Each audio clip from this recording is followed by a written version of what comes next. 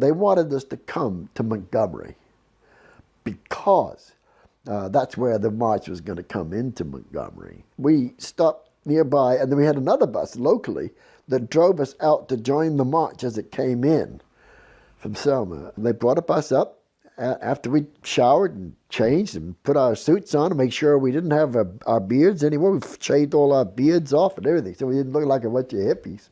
And then we walked out and went off in the bus. You gotta walk when the Spirit says walk. Then we marched into town. It was really fun coming in from way out of town, and then you start to see the beginnings of the city.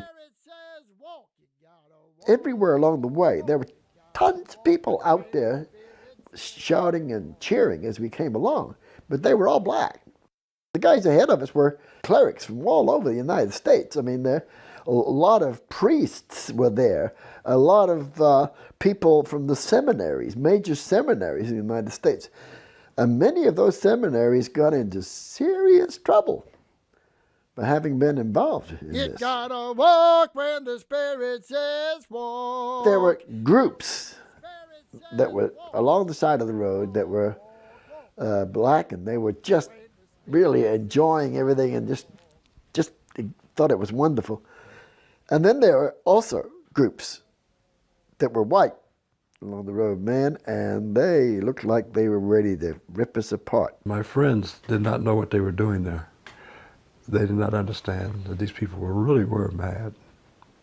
They wasn't just joking and just trying to cause anything.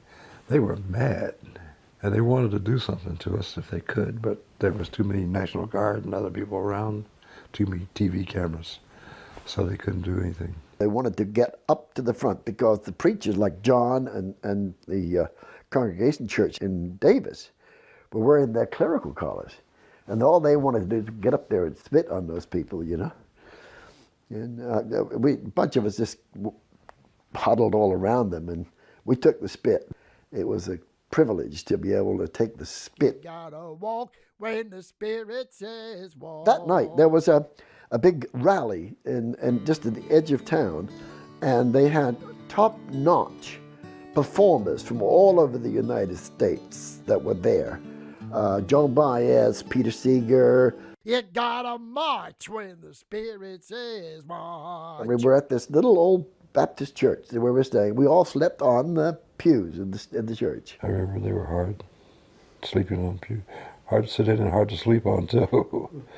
They had to have guards out there for us all night, you know, day and night. And John knew that, but he still didn't quite know why.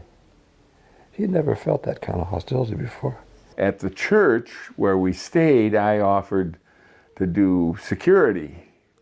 Oh, we don't want you doing the security. If they see that there's a white person in this church, we're all doomed. While we were there, I could hear this boom, boom, boom, boom, boom outside. And all the men in that church were marching around and around the church with the idea that they're not going to let anybody come in and do us any harm. You gotta march when the Spirit says march. The food was nice. The women were really nice to me. They thought I should meet their daughters, and I thought, that'd be a nice, bad idea this evening. Yeah, this pew is hard. Of course, I didn't get outside the pew, but nor did I get to meet the daughters.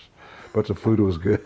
And when the Spirit says march, you gotta march, march, Walking down, I could see that Capitol building. I thought I could see George shaking his fist at us, but of course I couldn't see that. But there was lots of his friends around either side of us, you know, and they were throwing out epithets and threats and stuff all over the place. We went to the front steps of the legislature of Alabama and heard Martin Luther King speak and all kinds of other people speak.